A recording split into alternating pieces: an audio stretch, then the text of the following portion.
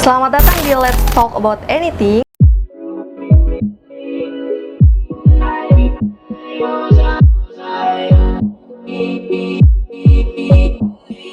Hai teman-teman, bersama saya Sally.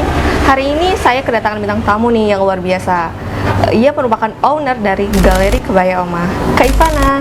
Halo Kak. Halo. Kita akan membahas mengenai salah satu warisan budaya yang merupakan kebaya. Kebaya itu merupakan pakaian identik yang biasa dipakai oleh perempuan Indonesia yang melambangkan ketenangan, kesederhanaan, dan ketangguhan.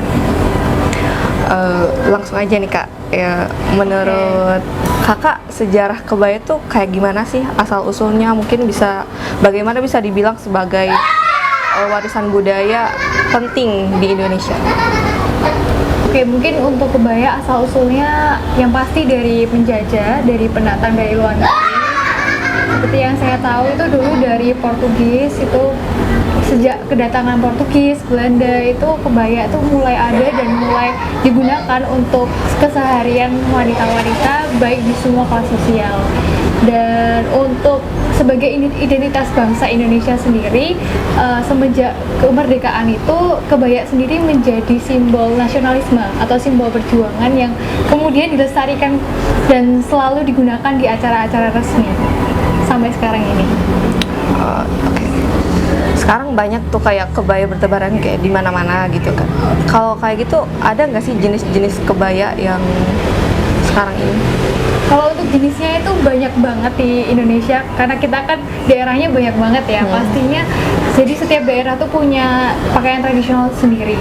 Kalau untuk kebaya sendiri, seperti yang saya pakai sekarang ini, jenisnya itu kutu baru.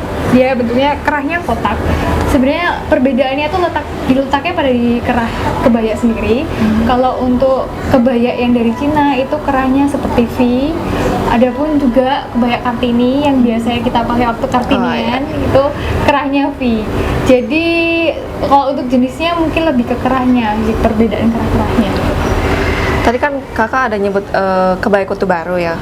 Setahu saya kebaya kutu baru itu yang kebaya yang bisa di mix and match sama segala pakaian, misalkan jeans atau kulot dan sebagainya. Nah kan itu bisa masuknya ke kebaya yang kekinian kayak gitu, modern kayak gitu. Lalu apa perbedaannya sih Kak, kebaya kutu baru ini atau kebaya modern dengan kebaya yang tradisional yang memang otentik kayak gitu? Kalau perbedaannya sendiri, kalau zaman dahulu itu kan kainnya unik ya. Kalau kain yang ini kan chiffon kayak gini sekarang udah jarang ada.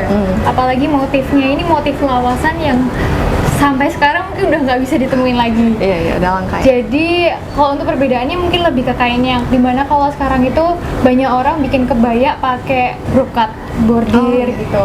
Sedangkan sekarang, tapi kebetulan kalau menariknya itu anak muda sekarang sukanya malah yang lawasan.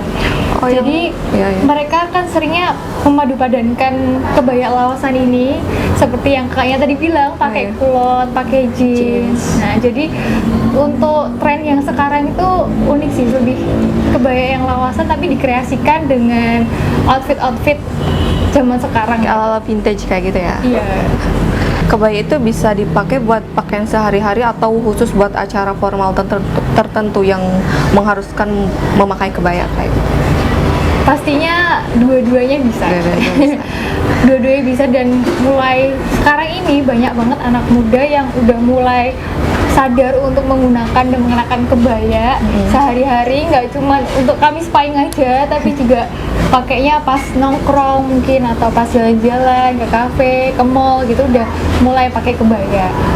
Untuk acara formal sendiri juga masih banyak yang pakai kebaya. Tentunya itu nggak mungkin hilang sebagai pakaian formal ini, terutama untuk bangsa Indonesia sendiri. Nah kan tadi perihal kebaya ya, kan pasti ada kalau mau pakai kebaya tuh ada aksesoris dan perhiasan kayak gitu-gitu.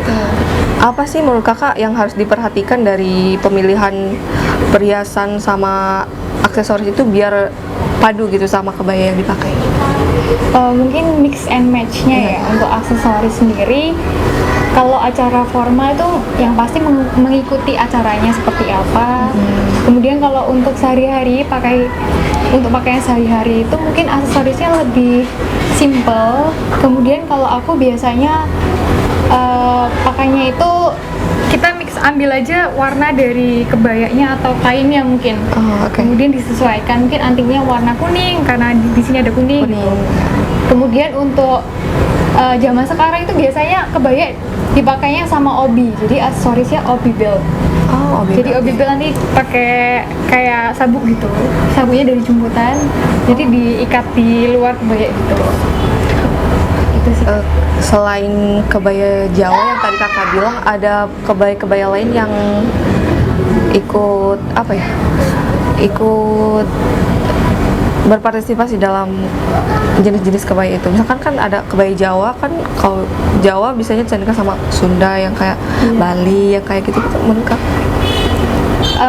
Ada banyak jenisnya. Ada juga kebaya Bali. Kalau kebaya Bali itu identiknya brokat. Jadi kalau kebaya Jawa kan identiknya kutu baru gini ya. Kalau kebaya Bali itu brokat. Kemudian ada yang tadi aku udah mention kebaya Cina. Peranakan Cina itu modelnya V dan biasanya tuh di kerahnya sini ada kayak bordirannya gitu. Ada juga kebaya Kartini, kebaya Riau juga ada. Menurut kakak nih, pandangan anak-anak muda zaman sekarang udah aware belum sih sama kebaya ini, sama pelestarian budaya lewat kebaya ini? Oke, sebenarnya menariknya udah lumayan. Udah lumayan signifikan ya? Iya, lumayan kelihatan gitu. Banyak banget anak muda justru yang datang ke kebaya Oma ini malah lebih banyak anak muda. Jadi mereka setiap aku tanya ini tuh juga, ini biasanya pakainya kapan sih Kak? Membuat acara atau gimana gitu? Oh enggak, ini cuman buat jalan-jalan aja, buat sehari-hari. Nah itu menarik banget sih. Dan semoga harapan aku juga nggak cuman tren sesaat, jadi kebaya tuh harusnya bisa tetap dilestarikan sampai besok selamanya sih. Nah kan tadi kakak ada nyebut perihal kebaya Oma. Nah, apa sih yang melatar belakangi terbentuknya kebaya Oma ini? Oke. Jadi pertama itu karena mama saya buka toko furniture khusus vintage. Nah kemudian mulai ada mama menjual kebaya. Kemudian tapi di tahun 2016 itu kebaya belum ngetren sekarang ini. Dan mulai ngetren tuh sekitar tahun 2020-an setelah pandemi itu mulai ngetren, banyak anak muda yang cari kebaya. Kemudian makin rame, lalu aku kembangkan jadinya ya seperti sekarang ini, menjual kebaya. Oke. Nih, terakhir nih pesan kakak nih buat anak-anak muda zaman sekarang nih, kayak gimana dibuat kayak ayo dong pakai kebaya buat sehari-hari gitu, biar kita tahu gitu pelestarian budaya itu tidak hanya yang apa ya, pokoknya bisa lewat kebaya gitu, kayak gimana? Oke. Dari aku mungkin banggalah menggunakan kebaya, karena kebaya ini salah satu identitas kita, negara kita, bangsa Indonesia, yang mana nggak semua negara itu punya. Dan kenapa kita harus pakai kebaya? Ya karena kita sudah dilestarikan, sudah dikasih peninggalan dari leluhur kita, dan pastinya kita pasti harus bangga menggunakan kebaya. Oke, makasih Kak Ivana Ya, udah sama-sama, berteman. Kak. Jadi kebaya itu kita harus menormalisasikan terkait penggunaan kebaya, karena dengan begitu kita secara tidak langsung melestarikan budaya, dan kebaya merupakan identitas bangsa yang sepatutnya dijunjung tinggi. Saya Sally pamit undur diri, terima kasih.